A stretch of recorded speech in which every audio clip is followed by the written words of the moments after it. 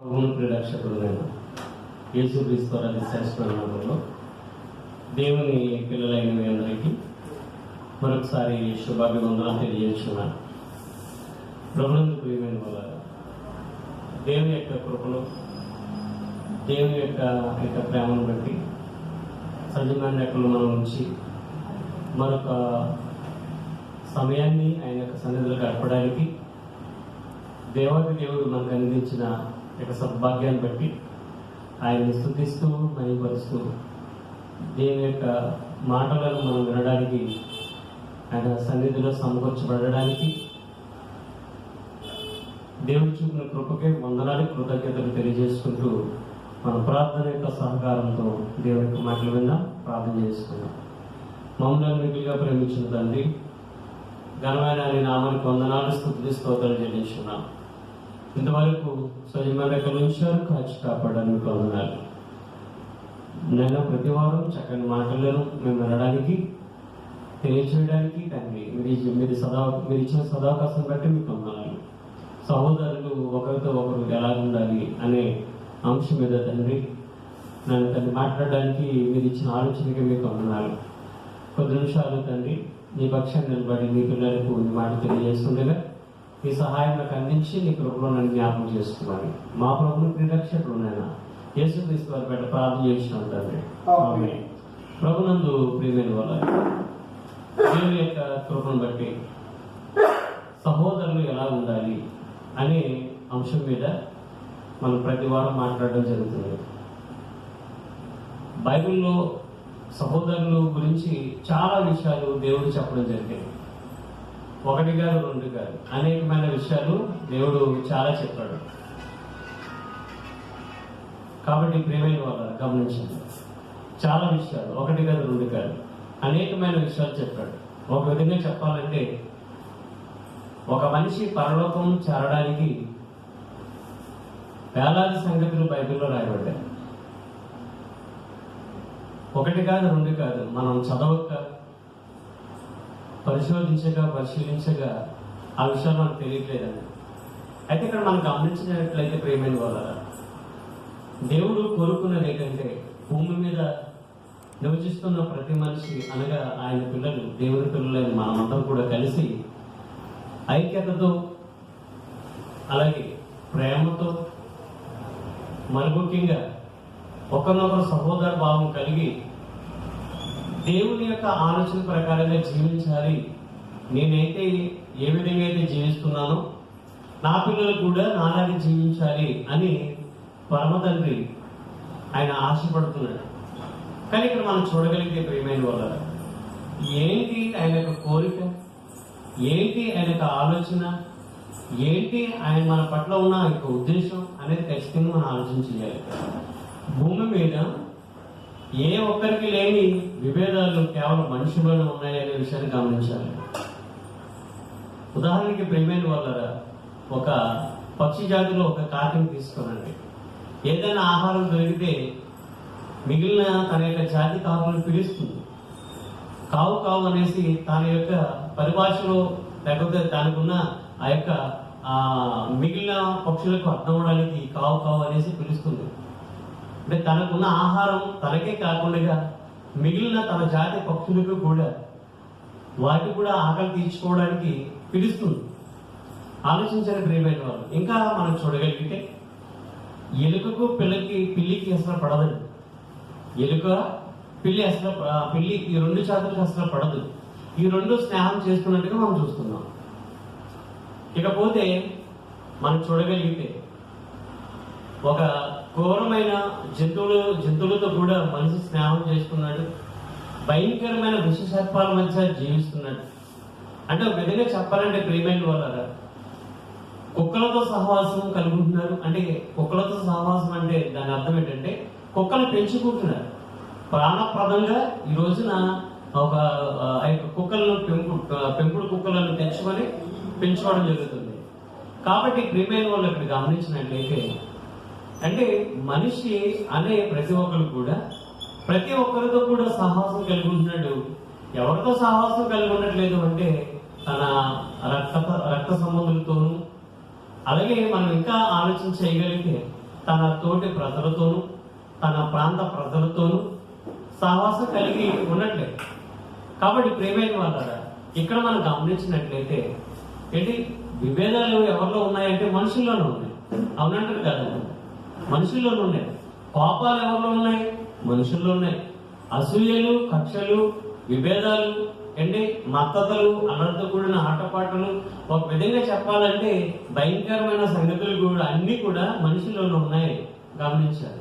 ఒక క్రూర జంతువు అంటాం. క్రూర జంతువు ఎప్పుడు అది ఇతర జంతువుల మీద ఆధారపడుతుందండి తనకు ఆకలి వేసినప్పుడే. మరలా ఒక సింహం కానివ్వండి, ప్రియమైన వాళ్ళ ఒక చిరుపులి కానివ్వండి, ఒక పులి కానివ్వండి, ఒక ఏదైనా ఒక జంతువుని మనం చూసుకున్నట్లయితే దాని ఆకలి నిండిన తర్వాత పక్కనే వేరే జంతువు వెళ్ళినా దాన్ని ముట్టుకోదు ప్రియమైన వాళ్ళు. ఎందుకని? తన ఆకలి తీరింది కాబట్టి. కానీ మనిషికి తీరని దాహం, తీరని ఆకలి చాలా ఉన్నాయి. మరి ఇవన్నీ కూడా మనం ఆలోచన చేయాలి. మనిషి అనేవారు ఈ భూమి మీద మానవుడి యొక్క పరిస్థితి ఎంతగా దిగజారిపోయిందంటే సాక్షాత్తు దేవుణ్ణే బాధ పెట్టే పరిస్థితికి ఏర్పడింది. దేవుడే తన హృదయంలో నొచ్చుకునే అంత మూర్ఖత్వపు పరిస్థితిలోకి మనిషి వెళ్ళిపోయాడు. ఆఖరికి దేవుడు ఉంటే నాకేంటి, దేవుడు ఉంటే నన్నేం చేయగలడు అనే ఇటువంటి మనస్తత్వంలోకి కూడా మనిషి వెళ్ళిపోయాడనే విషయాన్ని మనం గమనించాలి. కాబట్టి ప్రియమైన వాళ్ళు, అయితే దేవుడు చెప్పేది భూమి మీద బ్రతుకుతున్న ప్రతి మనిషి, ప్రతి మానవుడు, ప్రతి మనిషి కూడా సహోదరులు అని బైబిల్ చెబుతుంది. భూమి మీద బ్రతుకుతున్న ప్రతి మనిషి కూడా నా పిల్లలు అనే సాక్షాత్తు దేవుడి పిల్లలు అని బైబిల్ చెబుతుంది. కాబట్టి భూమి మీద ఉన్న ప్రతి మనిషి, ప్రతి మానవుడు దేవుని పిల్లలు అయితే ఆయన పిల్లలమైన మనమందరం కూడా ఎవరు? సహోదరులు. అంటే దేవుడు అనగా నీ తండ్రి. తండ్రికి పుట్టిన పిల్లలందరూ కూడా ఎవరవుతారు? సహోదరులే కదా. కాబట్టి భూమి మీద ఉన్న ప్రతి ఒక్కరు కూడా సహోదరులు. దేవుడికి కులము లేదు, దేవుడికి మతం లేదు, దేవుడికి కక్ష లేదు, దేవుడికి కోపం లేదు. ఎప్పుడు అంటే దేవుడికి కోపం లేదా అంటే కోపం వస్తుంది ఎప్పుడు? ఆయన నిన్ను బాధ పెట్టినప్పుడు, నిన్ను నీ పిల్లలు బాధ పెడుతున్నప్పుడు, నిన్ను నీ ఎదురిస్తున్నప్పుడు, నీ మాట కాదన్నప్పుడు నీకెలాగైతే కోపం వస్తుందో, నీకెలాగైతే బాధ కలుగుతుందో, అలాగే ప్రియమైన వాళ్ళ దేవుడు కూడా అనే బాధపడుతున్నాడు అనే విషయాన్ని మనం గమనించాలి. దేవుడు ఎందుకు ప్రియమైన వాళ్ళ మీరు గమనించాలి. ఇక్కడ విషయాన్ని గమనించాలి. ఎందుకంటే దేవాది దేవుని యొక్క ఆలోచన మనిషికి అర్థం కాలేదు అనే విషయాన్ని ఖచ్చితంగా మనం గమనించాలి. కాబట్టి ప్రియమైన వాళ్ళ అయితే ఇక్కడ దేవుడు చెప్తున్న విషయాలు గమనించాలి. గత వారం సహోదరులు ఎలా ఉండాలి, ఏ విధంగా ఉండాలి అనేది మనం ఆలోచన చేస్తాం. ఎలా ఉండాలి అనేసి మనం మాట్లాడుకున్నాం. ఒకరి నిమిత్తం ఒకరు ఏం చేయాలండి? ప్రార్థన చేసుకోవాలి. ఒక సహోదరుడు మరొక సహోదరుడిని ఏం చేయాలట? ప్రేమించాలి. క్రీస్తు ప్రేమించినట్టుగా మనం కూడా ప్రేమించాలి. క్రీస్తు మన కొరకు విజ్ఞాపన చేస్తున్నాడా లేదా? విజ్ఞాపన చేస్తున్నాడు. క్రీస్తు మన కొరకు ప్రార్థించారా లేదా? ప్రార్థించారు. కాబట్టి ప్రేమైన వాళ్ళు ఇప్పటికీ కూడా తండ్రి అయిన దేవుని ఎదుట మన కోసం విజ్ఞాపన చేస్తున్నాడు. ఎలాగో చెప్పమంటారా? ఒకసారి మత్తయి సువార్త, లూకా సువార్త, యోహాను సువార్త, అలాగే మార్కు సువార్తల్లో రాయబడిన ఒక ఉపమానం అందరికీ తెలుసు. ఒక తోట ఉంది, ఆ తోటలో ఒక చెట్టు ఉంది. ఆ చెట్టు దగ్గర తోట యజమానులు మాట్లాడుతున్నాడు, ఇది ఫలించట్లేదు కదయ్యా, దీన్ని ఏం చేయాలి? నరికే, తీసేయి, కాల్చే అంటున్నాడు. ఆ తోటమాలి ఏమంటున్నాడు? అయ్యా ఈ సంవత్సరం ఉంచావు కదా, ఈ సంవత్సరం కూడా చూడండి, ఏదో పని చేస్తాను. ఒకవేళ నేను తోటమాలిని కదా, తోటని కాపాడే తోటమాలిని కదా, ఒకవేళ ఈ యొక్క చెట్టుకి ఏదైనా లోపం చేశానేమో, ఆ చుట్టూ బాగా తవ్వుతాను, ఎరువు వేస్తాను, అవసరమైతే ఫలించడానికి ఏమైతే అవసరమో అవన్నీ వేస్తాను, ఒకసారి అవకాశం అనేసి తోట యజమానుడిని తోటమాలి బ్రతిమాలుతున్నాడు. ఆ తోట యజమానుడు ఎవరు అంటే తండ్రి దేవుడు. తోటమాలి ఎవరంటే ప్రియమైన వాళ్ళు, మన ఆత్మని కాపురైన రక్షకుడైన యేసుక్రీస్తు. అంటే ఆ చెట్టు ఎవరు? మనమే. మన గురించి విజ్ఞాపన చేస్తున్నాడు. ఇదిగో ఈ వ్యక్తి గురించి ఒక యొక్క అవకాశం ప్రభువా, ఈ యొక్క అవకాశం ఈ తండ్రి, ఒక అవకాశం అనేసి రిక్వెస్ట్ చేస్తున్నారు, మన కోసం విజ్ఞాపన చేస్తున్నారు. కానీ మనం ఏం చేస్తున్నాం? ఆయన విజ్ఞాపన చేస్తే మనము నిర్లక్ష్యంగా ఉన్నాం. కాబట్టి ప్రియమైన వల్ల అంశంలోకి వెళ్ళినట్లయితే గత వారం ఒకరి నిమిత్తం ఒకరు ఏం చేయాలంటే ప్రార్థన చేసుకోవాలి. చాలా మంచిది. నాకు ఒక ఆలోచన వచ్చింది ప్రియమైన వాళ్ళ, నిజంగా ప్రార్థన అనేది ఎంత బాగా ఉండాలి అంటే ప్రసవ వేదనతో కూడినట్టుదే ఉండాలి అనేది నా యొక్క అభిప్రాయం. ప్రియమైన వాళ్ళ ఎందుకు చెప్పమంటారా? బండబారిన హృదయం మారాలి అంటే ఖచ్చితంగా వాక్యం ఏ విధంగా అయితే ప్రకటిస్తామో భారభరితంగా మనము ఆ యొక్క ఒక వ్యక్తి విషయంలో మారడానికి ఎంతైతే మనం కృషి చేస్తామో, ఎంతైతే దేవుని పనిని చేసి అతనికి సువార్తను అందిస్తామో, అలాగే వ్యక్తిగతంగా కూడా ప్రసవ వేదనతో పడినటువంటి వేదనతో కూడిన అటువంటి ప్రార్థన మన దేవుని సన్నిధిలో మోకరిల్లి చేయగలిగితే ఒకవేళ బండబారిన హృదయాలు మెత్తబడొచ్చేమో, మారొచ్చేమో అని నాకు అనిపిస్తుంది ప్రియమైన వాళ్ళు. ఎందుకనంటే నిజంగా మనం ఆలోచించేయండి, నిజంగా మనం ప్రార్థించేటప్పుడు నిజంగా ఎక్కువ సమయం మనం కేటాయించట్లేదు, ఎక్కువ సమయాన్ని తండ్రికి మనం కేటాయించట్లేదు. నీ పిల్లలు నీతో ఎక్కువ సమయం కేటాయించకపోతే నువ్వు ఎంత బాధపడిపోతావు? స్కూల్ నుంచి లేటుగా వస్తేనే కంగారు పడిపోతావు. అటువంటిది పరమ తండ్రితో ఆయన ప్రియమైన పిల్లలు మనం అసలు ఆయన ప్రియమైన పిల్లలుగా మనం చేసుకున్నాడు. కానీ మన యొక్క ప్రవర్తన చూసినట్లయితే ఆయనకి ప్రియమైన వారుగా కాదు, నిజంగా ఆయనకి కోపం తెచ్చిన వారుగా మనం జీవిస్తున్నామేమో అనే విషయాన్ని మనం కాస్త ఆలోచించేయాలి. కాబట్టి ప్రియమైన వాళ్ళు ఒకరి నిమిత్తం ఒకరు ప్రార్థన చేయమని బైబిల్లో చెప్పడుతుంది. అలాగే ఒకరినొకరు కూడా ప్రేమించాలి అని చెప్పారు. నిజంగా మనం ఆలోచన చేస్తే ఒకరి నిమిత్తం మనం ఖచ్చితంగా ప్రార్థన చేయగలిగితే ఆ వ్యక్తిని ఖచ్చితంగా ప్రేమించగలుగుతాం. అది ఒక్క దేవునికి సాధ్యం ప్రియమైన వాళ్ళు. ఇంకా మనం చూడగలిగితే ఒక వ్యక్తి గురించి మన మనస్ఫూర్తిగా ప్రార్థన చేయగలిగితే ఏంటి ఆ వ్యక్తి మనకు శత్రువు అయినా అపకారం చేసిన వాడైనా ప్రియమైన వాళ్ళ ఆ వ్యక్తిని ఏంటి మనము ఖచ్చితంగా ప్రేమించే మనసు దేవుడు పుట్టిస్తాడు. ఎందుకంటే భారంగా ప్రార్థన చేస్తున్నప్పుడు ఆ వ్యక్తి గురించి భారంగా మనం ప్రార్థన చేసినప్పుడు ఖచ్చితంగా మనకు ప్రేమించే హృదయాన్ని దేవుడు ఖచ్చితంగా ఇస్తాడు.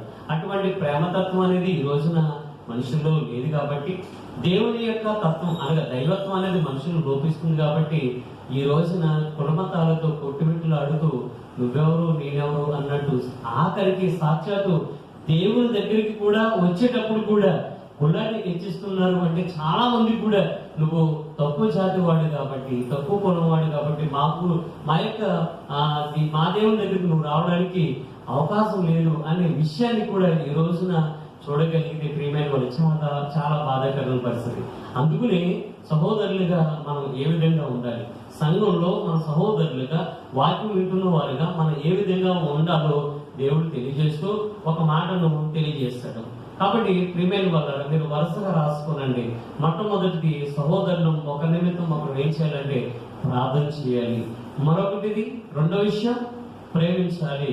మూడో విషయం ఏంటో మనము లేఖనాల్లోకి వెళ్ళి మనం చూద్దాం. మూడోది విషయం మనం చూడగలిగితే ప్రియమైన వాళ్ళ మూడో విషయం మనం చూడగలిగితే మత్తయి సువార్త 18వ అధ్యాయము 35వ వచనాన్ని మనం చూద్దాం. మత్తయి సువార్త 18వ అధ్యాయము 35వ వచనంలో ఈ విధంగా రాయబడింది. అందరూ తీశారండి. మీలో ప్రతివాడును తన సహోదరుని హృదయపూర్వకముగా క్షమింపని ఎడల నా పరలోకపు తండ్రియు ఆ ప్రకారమే మీ ఎడల చేయును అనెను.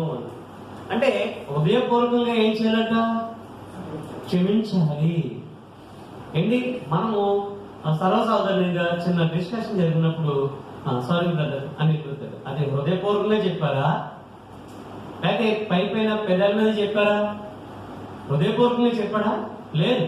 ఆ గొడవ అక్కడ చదుమానడానికి పైన చెప్పారు. నిజంగా హృదయపూర్వకంగా క్షమించగలిగితే ప్రేమైన వాళ్ళ నిజంగా కోర్టులు అనేవి ఉండవు, పోలీస్ స్టేషన్ ఉండవు, అలాగే పెద్దల సమక్షంలో జరిగే ఇటువంటి రచ్చబండ కార్యక్రమాలు కూడా ఉండవు. హృదయపూర్వకంగా క్షమించే గుణం ఈ రోజు క్రైస్తవులకి ముఖ్యంగా ఉండాలి.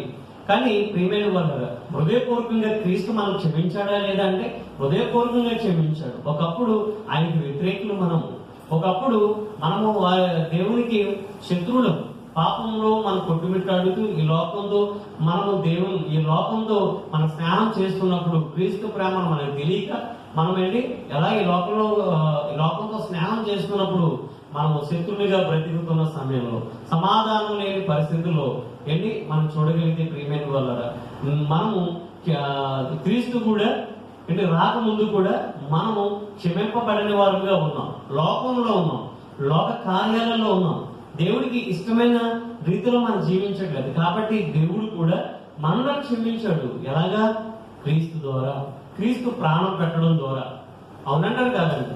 క్రీస్తు ప్రాణం పెట్టడం ద్వారా లోకంలో ఉన్న ప్రతి ఒక్కరిని కూడా క్షమించారు. ఎప్పుడు మనకు ఒక డౌట్ రావచ్చు, ఎప్పుడో 2000 సంవత్సరాల క్రితం ఆయన చనిపోతే ఇప్పటికీ కూడా క్షమాపణ వర్తిస్తుందంటే ఖచ్చితంగా వర్తిస్తుంది. ఎప్పుడైతే ప్రియమైన వాళ్ళ క్రీస్తుని స్వరక్షకునిగా అంగీకరించి మనకున్న ఈ యొక్క చెడు మనసును కూడా తొలగించుకొని మన యొక్క మనసు మార్చుకొని మన యొక్క మనసు పరిశుద్ధంగా పవిత్రంగా మా దేవుడికి ఇష్టమైన రీతిలో మన యొక్క హృదయాన్ని ఎప్పుడైతే మార్చుకుంటామో అప్పుడు ఖచ్చితంగా దేవుడు ఏం చేస్తాడట? మనలను క్షమిస్తాడు. కాబట్టి ప్రియమైన వాళ్ళ మన యొక్క సహోదరులను మనం ఎలా చేయాలంటే ఏ విధంగా క్షమించాలి? హృదయపూర్వకంగా క్షమించాలి. హృదయపూర్వకంగా క్షమించకపోతే, హృదయపూర్వకంగా మనం క్షమించలేదు అనుకోండి, దేవుడు కూడా నిన్ను క్షమించడు. అది కదా రాయబడి ఉంది. ఆ మాట మరొకసారి చూద్దాం. మీలో ప్రతివాడును తన సహోదరుని హృదయపూర్వకంగా క్షమింపని ఎడల నా పరుడు క్షమించకపోతే, హృదయపూర్వకంగా నీ సహోదరుని నువ్వు క్షమించకపోతే నా పరలోక తండ్రి ఆ ప్రకారమే నీ ఎడల చేయను. అంటే మిమ్మల్ని కూడా ఆయన క్షమించడు అంటున్నాడు. కాబట్టి ఇప్పుడు మన సహోదరులు ఏం చేయాలంటే, సహోదరులు ఒకరి ఎడల ఒకరు మనం ఎలా కలిగి ఉండాలి? క్షమాగుణం కలిగి ఉండాలి. యేసుక్రీస్తు వారిని సెలువులో ఆయన మరణించే కొద్ది గంటలకు ముందు లేకపోతే కొన్ని నిమిషాలకు ముందు ఆయన ఏమన్న మాట, ఆయన ఒక మాట అన్నారు, తండ్రి వీరు ఏం చేస్తున్నారో మీరు ఎరుగరు కనుక వీరిని క్షమించింది అన్నారు. నిజంగా ప్రేమైన అంత బాధలో మహానుభావుడు మాట్లాడాడు తప్ప ఎవరైనా అలా మాట్లాడరు ప్రేమైన వాళ్ళు. కాబట్టి ఇక్కడ మనం చూడగలిగితే మనలో ఉన్న ప్రతి ఒక్కరు కూడా, అది మన స్త్రీలు కానివ్వండి, పురుషులు కానివ్వండి, మరి ఎవరైనా సరే మీ సహోదరులను హృదయపూర్వకంగా మీరు క్షమిస్తే హృదయపూర్వకంగా క్షమించాలి. అలా క్షమిస్తే పరలోక తండ్రి కూడా మనం క్షమిస్తాడు. అదే ఈ యొక్క మాటను మనం చూడగలిగితే కొలస్సీ రాసిన పత్రిక 3వ అధ్యాయం 23వ వచనం చూడండి. కొలస్సీ రాసిన పత్రిక అపోస్తలుడైన పౌలు గారు రాసిన 14 పత్రికలో కొలస్సీ సంఘానికి ఆయన రాస్తూ ఒక చక్కని మాటను మనకు తెలియజేస్తున్నాడు. ఆ మాటను కూడా మనం చూడగలిగితే 3వ అధ్యాయము 23వ వచనంలో చక్కని లేఖన భాగం రాయబడి ఉంది. ఆ విషయాన్ని మనం చూద్దాం. ప్రభు వలన స్వాస్థ్యముగా ప్రతిఫలముగా పొందుదుమని మీరేమి చేసినాను మనుషుల నిమిత్తము కాక ప్రభువు నిమిత్తము మనస్ఫూర్తిగా చేయండి. మీరు ప్రభు అయిన క్రీస్తుకు దాసులై ఉన్నారు. ఎలా చేయాలంటే మనస్ఫూర్తిగా. అబ్బా ఎంత బాగుందండి, మనస్ఫూర్తిగా. ఇప్పుడు మనకి చాలా మంది మన కాలేజీకి వెళ్ళే పిల్లలు ఉన్నారు, అలాగే హై స్కూల్కి వెళ్ళే పిల్లలు ఉన్నారు. నాన్న మీరు చెప్పండి, మిమ్మల్ని ఒక ప్రశ్న అడుగుతున్నాను. మీరు 10th క్లాస్ ఎగ్జామ్ రాయడానికి వెళ్ళినప్పుడు మనస్ఫూర్తిగా అంటే అన్ని సబ్జెక్టులు రాస్తేనే పాస్ అవుతారా? సగం రాసే వచ్చేస్తారా? 10 ప్రశ్నలకి 5 ప్రశ్నలు చాయిస్ ఇచ్చారనుకోండి, 5 ఎవరు రాస్తారు, 2 రాశారు అనుకోండి, ఏమవుతారు? ఫెయిల్ అయిపోతాం. ఏమండి 6 సబ్జెక్టులు ఉంటాయి, 6 సబ్జెక్టులు ఎవరు రాస్తారు, 3 రాస్తాను వచ్చేస్తారు అనుకోండి. కొన్ని మనం వెళ్ళకుండా కూర్చోండి, ఇంటికి వచ్చి తీసుకెళ్తారా, బతిమాలతారా? 1 నిమిషం లేట్ అయితే రానివ్వరు. అంటే అంత స్ట్రిక్ట్గా ఉంటుంది. కాబట్టి ఇక్కడ మనం చూడగలిగితే మనం ఎలా చేయాలంటే మనస్ఫూర్తిగా ఏ పని చేసినా నువ్వు నీ సహోదరుని ప్రేమించేటప్పుడు హృదయపూర్వకంగా రాయబడింది. పౌలు గారు ఏమంటున్నారు? మనస్ఫూర్తిగా. ఎంత బాగుందని మాట. ఈ మాట చదువుతుంటే కాస్త ఒళ్ళు జలధరిస్తున్నట్టుగా లేదు చెప్పండి. నాకైతే అలా ఉంది ప్రియమైన వాళ్ళ. మనం అలా చేయలేకపోతున్నామేమో, వాళ్ళు అలా చేశారు ప్రియమైన వాళ్ళ. వాళ్ళు అలా చేశారు. అపోస్తులు అందరూ కూడా మనస్ఫూర్తిగా చేశారు. ఏ పని అయినా మనపూర్వకంగా చేశారు, హృదయ పూర్వకంగా వాళ్ళు చేశారు ప్రియమైన వాళ్ళు. నిజంగా వాళ్ళలో ఉన్న ఐక్యత భావం నేనున్న ప్రతి సేవకుల్లో ఉంటే చాలా బాగుంటుంది. కాబట్టి నిజంగా చెప్పాలంటే ప్రియమైన వాళ్ళు, క్రీస్తు మనకి మాదిరి ఉన్నాడు. ఆ మాదిరి ఉన్న క్రీస్తుని అపోస్తులు ఏం చేశారు? అనుసరించారు. ఇప్పుడు అదే అపోస్తులను మనం అనుసరిస్తే బాగుంటుందా? బాగోదా? అనుసరిస్తే బాగుంటుంది, కానీ అనుసరిస్తున్నారా? లేదు. ఒక్కొక్కళ్ళు ఒక్కొక్క విధంగా ఈ రోజున మనం చూడగలిగితే ఒక్కొక్క విధంగా వాళ్ళు సంఘ సిద్ధాంతాలతో కొట్టుమిట్టాడుతూ క్రీస్తు యొక్క ప్రేమను, దేవుని యొక్క చిత్తాన్ని పక్కన పెట్టారు. ఇకపోతే ప్రియమైన వాళ్ళ మరొక మాటలో మనం చూడగలిగితే చాలా చక్కని మాట. మార్కు సువార్త 11:25 రాయబడిన మాటను కూడా మనం చూద్దాం.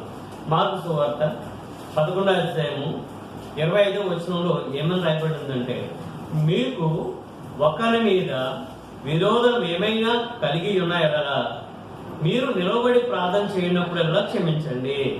ఎప్పుడెప్పుడు క్షమించాలంటండి? చెప్పాలి. ఎప్పుడెప్పుడు క్షమించాలంట? ప్రార్థన చేసేటప్పుడు క్షమించాలి. మీకు ఒకరి మీద విరోధం ఏదైనా కలిగి ఉన్నాయా, మీకు ఎవరి మీద విరోధం ఉందనుకోండి, మీరు ప్రార్థన చేయడానికి మోకరిస్తారు, లేకపోతే నిలబడి ప్రార్థన చేస్తారు. కానీ చాలా మంది, కొంతమంది నిలబడి ప్రార్థన చేసుకుంటారు, కొంతమంది మోకరించి ప్రార్థన చేస్తారు, కొంతమంది ఉపవాసం కూడా ప్రార్థన చేస్తారు. చాలా మంది ప్రార్థనలో ఎక్కువగా ఉంటారు. ప్రార్థనలో గంటల తరబడి కూడా ప్రార్థన చేస్తారు. మంచిదే ప్రియమైన వాళ్ళ. చాలా మంది గంటల తరబడి కూడా వాక్యాన్ని ధ్యానిస్తారు. చాలా మంచిదే. మరి గంటల తరబడి నువ్వు ప్రార్థన చేస్తున్నప్పుడు, మోకరించి ప్రార్థన చేసేటప్పుడు, అలాగే నిలబడి ప్రార్థన చేసేటప్పుడు నువ్వు ఏ విధంగా అయితే ప్రార్థన చేయడానికి ఉపక్రమిస్తున్నావో, ప్రార్థన చేయడానికి సిద్ధపడుతున్నావో, అప్పుడు నీకు విరోధంగా ఎవరైనా ఉన్నారు అని తెలిస్తే ఏం చేయాలట? క్షమించాలి. ఏమని రాయబడి ఉందండి? మీరు ఒక్కరి మీద విరోధం ఏదైనా కలిగి ఉన్నాయడరా, మీరు నిలబడి ప్రార్థన చేయనప్పుడు కంగారు అని చేసుకుని వెళ్ళిపోతాం. చాలా మంది కంగారు, ప్రభా ఆమేన్ అంటాం, అంతే అయిపోయింది. ప్రభా ఆమేన్, ఈ 2 మాటలే కదండి చాలా మంది కూడా. కాబట్టి ఆలోచించేయండి. అంటే మీరు ప్రార్థన చేయడానికి ఎప్పుడెప్పుడైతే ఏకీభవిస్తారో, ఉదయం లెగ్గానే ప్రార్థన చేసుకుంటాం, అంటే భోజనం తినేటప్పుడు ప్రార్థన చేసుకుంటాం, టిఫిన్ తినేటప్పుడు ప్రార్థన చేసుకుంటాం, అంటే సాయంత్రం పడుకునేటప్పుడు ప్రార్థన చేసుకుంటాం. అంటే ఇన్నిసార్లు మనము దేవునితో మాట్లాడే సదవకాశాన్ని కలిగి ఉన్నాం. అనగా ప్రార్థన చేసుకునే అవకాశాలు ఇన్ని ఉన్నాయి. మరి ఇన్ని ఉన్నప్పుడు కూడా ఏంటి ఒక క్రైస్తవ సోదరుల విషయం చూడగలిగితే చాలా మంది కూడా కోర్టుకి వెళ్ళే వాళ్ళు ఉన్నారు, చాలా మంది కూడా పోలీస్ స్టేషన్కి వెళ్ళే వాళ్ళు ఉన్నారు, చాలా మంది కూడా లాయర్ దగ్గరికి వెళ్ళే వాళ్ళు ఉన్నారు. ఆలోచించండి. అంటే వీళ్ళు ప్రార్థన చేసేటప్పుడు క్షమించట్లేదా? వీళ్ళు ప్రార్థన చేసేటప్పుడు క్షమిస్తున్నారా? ఒక విధంగా ఒక కోర్టు సమస్య ఉందనుకోండి, నిజంగా ఏమని ప్రార్థన చేయాలి? ప్రభువా నేను కోర్టుకు వెళ్తున్నాను, నా కోర్టు సమస్యను పరిష్కరించు అని ప్రార్థన చేయడం మంచిది అంటారా? ప్రభువా నేను పలానా వ్యక్తితో వ్యాజ్యం కలిగి ఉన్నాను, ఆ వ్యక్తిని క్షమిస్తున్నాను అని ఎవరైనా ప్రార్థన చేస్తారని చెప్పండి? ప్రభు ఎంత మంచి మాట చెప్పారండి. ఇదే విధానం మా విరోధం కలిగిన వాళ్ళు ప్రతి ఒక్కళ్ళు కూడా ఉంటే ప్రియమైన వాళ్ళరా, అందరూ కూడా ప్రేమమూర్తులు అయిపోతారండి. అందరూ కూడా ప్రేమించేవారు అయిపోతారు. అలాంటి వాళ్ళు కావాలని దేవుడు కోరుతున్నాడు. ఎంత చక్కని మాట అండి. మీరు కూడా ప్రార్థన చేసేటప్పుడు ఎవరి మీదైనా విరోధ భావం ఉంటే దయచేసి వాళ్ళు వెంటనే క్షమించండి. వెంటనే ప్రభు ఏ విధంగా అయితే వెంటనే క్షమించాడో మనం కూడా ఆ ప్రభుని కలిగి ఉన్నాం మనం. కాబట్టి మనం కూడా ఏం చేయాలంట? వెంటనే క్షమించే మనసు మనం కలిగి ఉండాలి. కానీ మరొకసారి ఆ మాట ఎంత బాగుందో మాట చూడండి. మార్కు సువార్త 11:25 మీకు ఒకరి మీద విరోధం ఏదైనా కలిగి ఉన్నాడా, అంటే మీరు నిలబడి ప్రార్థన చేయనప్పుడల్లా వాడిని క్షమించండి. ఇప్పుడు ప్రార్థన చేస్తావు, క్షమించండి. అయితే క్షమించే హృదయం మళ్ళీ నీకు రాలేదు. అప్పుడు ఏం చేయాలి? మళ్ళీ సాయంత్రం ప్రార్థన చేస్తావు, అప్పుడు క్షమించాలి. ఎంత బాగుంది చెప్పండి. మరొక మాట మనం చూద్దాం. లూకా సువార్త 6 ఒక చక్కని మాట రాయబడింది క్షమించడం గురించి. 6 38వ వచనం, క్షమించుడి అప్పుడు మీరు క్షమించబడతారు. అంటే ఇప్పుడు ఎదుటివాడిని క్షమించకపోతే నీకు క్షమాపణ లేదా? చెప్పాలందరూ. ఎదుటివాడిని మనం క్షమించకపోతే మనకు క్షమాపణ లేదు. అంటే నీకు క్షమాపణ రావాలి అంటే మొదట నువ్వేం చేయాలి? ఎదుటివాడిని క్షమించాలి. ఆలోచించండి ప్రియమైన వారు. ప్రభు ఒక ఉపమానం చెప్పారు. నేను రెఫరెన్స్ తీయట్లేదు కానీ మీకు మామూలుగా చెప్పేస్తున్నాను. ఒక సహోదరుడు అంటే ఒక వ్యక్తి ఒక యజమానుడి దగ్గర అప్పు తీసుకున్న తర్వాత ఒక విధంగా చెప్పాలి అంటే కొన్ని ఒక ₹1,00,000 తీసుకున్నాడు అనుకోండి. అంటే మనం ఉదాహరణగా అనుకుందాం, ఒక ₹1,00,000 అప్పు తీసుకున్న తర్వాత అప్పు ఇచ్చిన వాడు అడుగుతాడు రూల్ అది. ఎందుకంటే తన డబ్బు ఇచ్చాడు కాబట్టి అడుగుతాడు. అయితే ప్రేమైన వాళ్ళగా ఏంటి యజమానుడు వెళ్ళాడు అంటే డబ్బు అప్పు ఇచ్చిన వాడు వెళ్ళి అడిగాడు. వెళ్తే అతని పరిస్థితి బాగాలేదు. అయితే చూసిన తర్వాత రిక్వెస్ట్ చేశాడు, నాయనా మమ్మల్ని క్షమించండి, నేనైతే ఇచ్చుకునే పరిస్థితులు లేదనేసి ఆయన రిక్వెస్ట్ చేశాడు.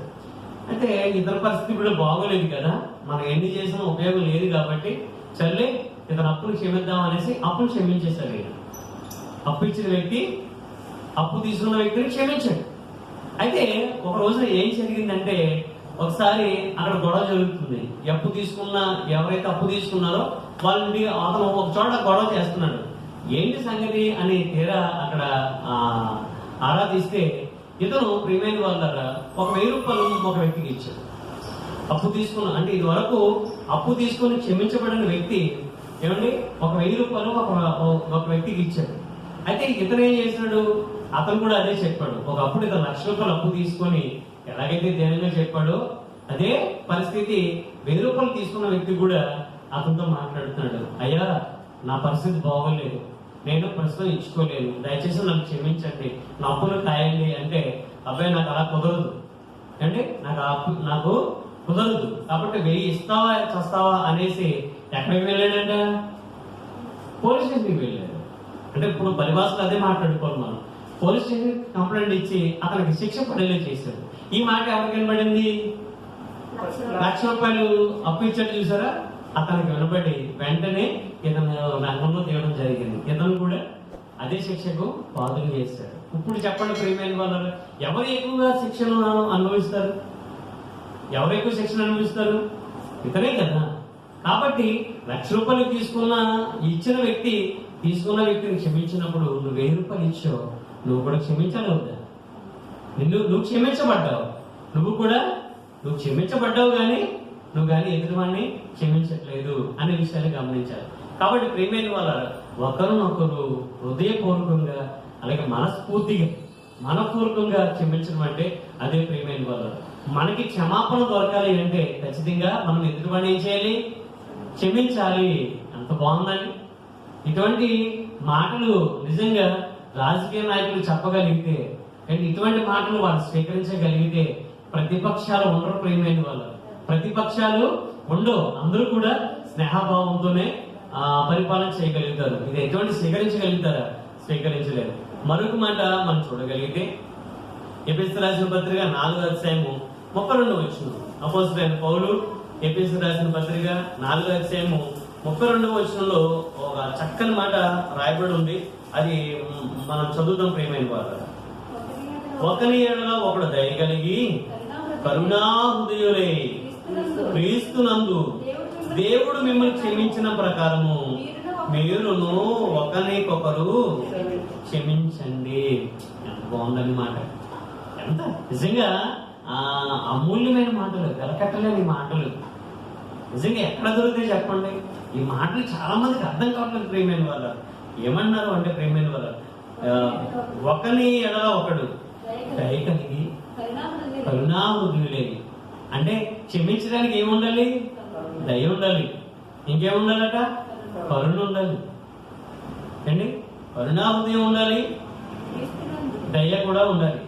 అంటే ఈ రెండు కలిగి క్రీస్తునందు దేవుడు మిమ్మల్ని క్షమించాడు. క్రీస్తునందు దేవుడు మనం క్షమించాడా? ఎలాగండి అది? మనం ఉన్నామంటే అక్కడ ఎవరైనా మధ్యవర్తులు ఉన్నారా? క్రీస్తుగా దేవుడికి మధ్యవర్తులు ఎవరైనా ఉన్నారా? ఇదిగో ఇలాగ ఆయన క్షమించాడు అనేసి చెప్పడానికి ఆయన ఎవరైనా మధ్యవర్తులు ఉన్నారా? మనకు తెలియదే. కానీ క్రీస్తునందు తండ్రి అనే దేవుడు మనకు క్షమించాడంటే క్షమించాడు ప్రియమైన వాళ్ళ. ఎలాగంటే చెప్పమంటారా? క్రీస్తు మన కొరకు ఏం చేశాడు? తన ప్రాణం పెట్టాడు. తన ప్రాణం పెట్టడం ద్వారా మనకి ఏమొచ్చింది? రక్షణ వచ్చింది, పాపం నుండి విమోచన కలిగింది. ఎప్పుడైతే పాపం నుండి విమోచన మనకు కలిగిందో, ఎప్పుడైతే క్రీస్తు తన ప్రాణం పెట్టడం ద్వారా రక్షణ కలిగిందో, వెంటనే మన మీద కూడా దేవుడు క్షమించే గుణం, అంటే మన పాపాలన్నీ కూడా క్షమించడానికి ఆయన ఇష్టపడ్డాడు. రోమపత్రికలో ఒక మాట రాయబడి ఉంది 5వ అధ్యాయంలో. అండి ఆ మాటను కూడా మనం చూద్దాం. ఎలాగా మనల్ని క్షమించాడు తండ్రి అనే విషయాన్ని మనం చూడగలిగితే రోమపత్రిక 5వ అధ్యాయంలో ఒక చక్కని మాట రాయబడి ఉంది. 5వ అధ్యాయము 10వ వచనం ప్రియమైన వారు. రోమపత్రిక 5వ అధ్యాయం 10వ వచనం. ఎలయనగా శత్రువులమై ఉండగా ఎవరు శత్రువులండి? ఎవరు శత్రువులు? మనము. ఎవరు శత్రువులు? దేవునికి. ఎలయనగా శత్రువులమై ఉండగా ఆయన కుమారుని మరణం ద్వారా మనము దేవునితో సమాధానపరచబడిన ఎడల సమాధానపరచబడిన వారమై ఆయన జీవించుట చేత మరి నిశ్చయముగా రక్షింపబడదు కదా. అంటే మనం రక్షింపబడాలి అంటే మనల్ని ఎవరో క్షమించాలి కదా. చెప్పండి, నిన్ను రక్షించాలి అంటే ప్రేమైన వాళ్ళ నీ మీద నాకేముండాలి? నిన్ను నేను కాపాడాలి అంటే నీ మీద నాకేముండాలి? ప్రేమను ఉండాలి, క్షమించే గుణమాన్ని ఉండాలి, ఇందాక మాట్లాడుకున్నట్టుగా కరుణ హృదయాన్ని ఉండాలి, దయైన ఉండాలి. ఈ నాలుగుకి ఏదో ఒకటి ఉండాలి. ఏంటి? ఖచ్చితంగా దయ లేకపోయినా, కరుణ హృదయం లేకపోతే, క్షమించకపోయినా ఏముంటది? ప్రేమ మాత్రం ఖచ్చితంగా ఉండాలి. కాబట్టి ఆలోచించండి. ఏంటి? ఒకప్పుడు శత్రువులుగా ఉన్న మనం, శత్రువులుగా ఉన్న మనలను ఆయన మరణం ద్వారా, అంటే క్రీస్తు యొక్క మరణం ద్వారా ఆయన ఏం చేస్తాడంటే దేవునితో సమాధానం పరచబడడానికి కారణం ఎవరు? క్రీస్తు. కాబట్టి ప్రియమైన వారు మళ్ళీ ఎఫెసీ రాసిన పత్రికలో చూడగలిగితే, ఒకరి ఎడల ఒకడు దయ కలిగి కరుణాహృదయులై క్రీస్తునందు దేవుడు మిమ్మల్ని క్షమించాడు, అలాగే మీరు కూడా ఒకరినొకరు క్షమించండి అన్నాడు. ఎంత చక్కని మాటలు ప్రియమైన వాళ్ళు. నిజంగా మనం ఎదుటివాడిని క్షమిస్తేనే నువ్వు క్షమించబడతావు. ఎదుటివాడిని క్షమించినంత మాత్రాన మనము క్షమించబడము అనే విషయాన్ని ఖచ్చితంగా మీరు ఈ యొక్క మాటల ద్వారా గమనించారు. దయచేసి ఈ మాటలు వింటున్నారు మీరు ఎవరైనా క్షమించకపోతే ఇప్పుడే క్షమించండి. ఇప్పుడు మీరు క్షమిస్తే వెంటనే తండ్రి మిమ్మల్ని క్షమిస్తాడు. అటువంటి సద్భాగ్యాన్ని తన తల్లిని దేవుడు మీకు దయచేయబోతున్నాడు. కాబట్టి ప్రియమైన వాళ్ళ మనం చూడగలిగితే ఎన్నో అద్భుతమైన విషయాలు, అమూల్యమైన విషయాలు చాలా కోకొలలుగా బైబిల్లో దేవుడు రాయించాడు. కాబట్టి ఇక్కడ మనం చూడగలిగితే ఏంటి ఎలా ఉండాలట? మొదటిగా ప్రార్థన చేసే వాళ్ళకు ఉండాలి, తర్వాత ప్రేమించేవారు ఉండాలి, తర్వాత క్షమించేవారుగా మనం ఉండాలి, తర్వాత ఇంకా చూడగలిగితే దయ కలిగిన వారికి ఉండాలి, కరుణాహృదయులే మనం ఉండాలి, మనస్ఫూర్తిగా క్షమించగలిగే వారమై ఉండాలి.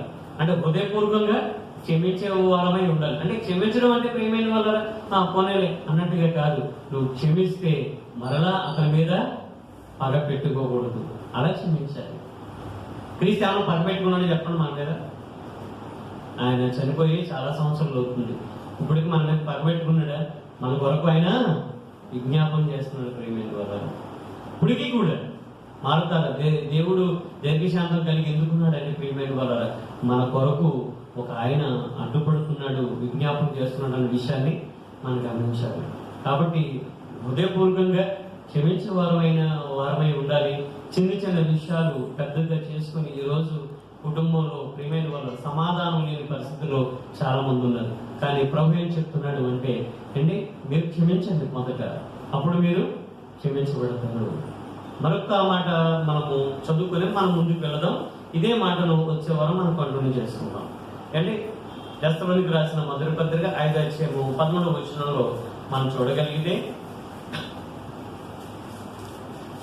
5వ అధ్యాయము 11వ వచనం, వారి పనిని బట్టి వారిని ప్రేమతో మిక్కిలి ఘనముగా ఎంచవలనని కోరుచున్నాను అని చెబుతూ, మరియు ఒకరితో ఒకడు సమాధానముగా ఉండండి, ఒకరితో ఒకడు సమాధానంగా ఉండండి అనే విషయాన్ని ఇక్కడ పౌలు గారు దశలోనికి సంఘానికి పత్రిక రాస్తూ, మొదటి పత్రిక రాస్తూ ఆయన ఆ సంఘానికి మాట తెలియజేస్తున్నాడు. ఈ మాట ఆ సంఘానికి వర్తిస్తుందా, మనకి వర్తిస్తుందా? మనకి కూడా వర్తిస్తుంది ప్రేమైన వాళ్ళు. కాబట్టి సమాధానంగా మనం ఎలా ఉంటాం అంటే, సమాధానంగా ఉండాలి అంటే మనం ఏం చేయాలి? సమాధానకర్త అయిన దేవుడు మనకి ఏ విధంగా సమాధానం దయచేశాడు, మనం ఏ విధంగా సమాధానం కలిగి ఉండాలి, ఎదుటి వారితో మనం సమాధానంగా ఉండాలి అంటే, ఎదుటి వారితో మనం సమాధానంగా ఉండాలి అంటే ప్రియమైన వాళ్ళు మనం ఏం చేయాలి అనే విషయాలు మనం ఖచ్చితంగా వచ్చే వారు మనం మాట్లాడుకుందాం. సమయం ఏంది, ప్రార్థన చేసుకుందాం. ఇలా ప్రేమించుకోండి, ఘనమైన నామానికి వందనాలు, స్తుతులు స్తోత్రాలు చెల్లించున్నాను. నాయన, మీ నామాన్ని తండ్రి స్మరించడానికి మీరు ఇచ్చిన సదవకాశం బట్టి వందనాలు, కృతజ్ఞతలు తెలియజేసుకుంటున్నాను. అలాగే మహాభయంకరమైన ఈ యొక్క ఆపత్ దినాల్లో నాయన తండ్రి, మహాభయంకరమైన తండ్రి ఈ యొక్క కరుణ విపత్కర పరిస్థితుల్లో నీ కనుదృష్టి మాపై ఉంచి నీ యొక్క దయగల హస్తాన్ని నాయన తండ్రి కాపుదలుగా మాకు దయచేస్తూ నీ యొక్క కౌగిట భద్రపరుస్తూ క్షేమాన్ని సురక్షితాన్ని మాకు అనిపిస్తున్నందుకు వందనాలు. ప్రేమించిన తండ్రి, నాయన తండ్రి, నన్ను మా యొక్క సహోదరులను ఏ విధంగా ప్రేమించాలో నాన్న తండ్రి మీ యొక్క లేఖన భాగాల ద్వారా మేము విన్నాము తండ్రి. అలాగే తండ్రి, మరి ముఖ్యంగా నాన్న మా యొక్క సహోదరులు కూడా హృదయపూర్వకంగా మనపూర్వకంగా నాన్న తండ్రి క్షమించమని మీరు చెప్పారు. అలా క్షమించకపోతే మీరు కూడా మమ్మల్ని క్షమించరు అని మీ యొక్క లేఖన భాగాలు తండ్రి మాకు చదివిస్తున్నాయి. కాబట్టి వాక్యానుసారమైన జీవితం మేము కలిగి ఉండాలి అంటే ఆయన లేఖనాల్లో రాయబడిన ప్రతి మాట తండ్రి మేము మనస్ఫూర్తిగా తండ్రి అంగీకరించి స్వీకరించి నా యొక్క వాక్య ప్రకారం మేము జీవించడానికి ప్రూఫ్ చూపించండి. మీ తోడు మీ సహాయం మాకు అందించి నడిపించమని ఈ ప్రార్థన మీ సన్నిధిలో చేర్చుకోండి. ఇది నిక్కర్లైన వారు మీ సన్నిధిలో నన్ను తండ్రి నన్ను మాట వినడానికి వచ్చారు. మీరు నన్ను వారిని కూడా జ్ఞాపకం చేసుకుంటే తోడుకున్న కూడా జ్ఞాపకం చేసుకోండి. కరుణ బారిన పడిన ప్రతి ఒక్కరు కూడా కనికరించండి, స్వస్థ అనుగ్రహించండి. నన్ను తండ్రి ఎవరైతే ఇంకా ఇబ్బందులతో ఉన్నారో ఆ యొక్క ఇబ్బందుల్లో తండ్రి మీ యొక్క సహాయం అందించండి. మీ వారి యొక్క ఆకలి కూడా మీకు తీర్చండి తండ్రి. నన్ను మా ప్రియమైన పిల్లలందరి గురించి ప్రార్థన చేసుకున్నాం, ప్రియ దైవశాఖల గురించి ప్రార్థన చేసుకున్నాం, స్థానిక సంఘాల గురించి కూడా ప్రార్థన చేస్తున్నాం. ప్రతి ఒక్కరు కూడా కాచి కాపాడండి. ఇదిగో తండ్రి ఈ యొక్క కార్యక్రమం తండ్రి నన్ను ప్రతి వారం ఈ విధంగా జరగడానికి కొరకు చూపిస్తున్నాను వందనాలు. మరి ముఖ్యంగా నాయన వందనాలు. ఇదిగో తండ్రి ఈ యొక్క మాటలు లైవ్ ద్వారా, అలాగే తండ్రి మరి ముఖ్యంగా యూట్యూబ్ ఛానల్ ద్వారా అనేక మంది వింటున్నారు, అనేక మంది నాన్న తండ్రి వారందరూ కూడా ప్రేమైన వాళ్ళు నాన్న నీ యొక్క మాట ప్రకారం జీవించడానికి ఇష్టపడుతున్నారు. వారందరూ కూడా ప్రేమించి దీవించి ఆస్వాదించమని, పరసంబంధమైన మేలు వారికి అనుగ్రహించమని ఈ ప్రార్థన సంఘంలో చేసుకొని ప్రతి వంద ఇచ్చామని మమ్మల్ని ప్రార్థించమన్న ప్రతి బిడ్డ వరకు ప్రార్థన చేస్తున్నాం. అలాగే ఈ చెల్లి నేను శాంతి ప్రసాద్ నిమిత్తం ప్రార్థిస్తున్నాం. నేను దినాల నుండి తన జ్వరంతో బాధపడుతున్నారు, రేసంగా తెలియజేశారు. వారికి మంచి ఆరోగ్యాన్ని అనుగ్రహించిన దేవునికి పొందుతున్నారు. అలాగే తండ్రి ప్రియ చెల్లి సుజి నిమిత్తం, అలాగే తండ్రి మేరు వృద్ధి గారి నిమిత్తం, అలాగే సహోదరి కినేర్ గారి నిమిత్తం ప్రార్థిస్తున్నాం.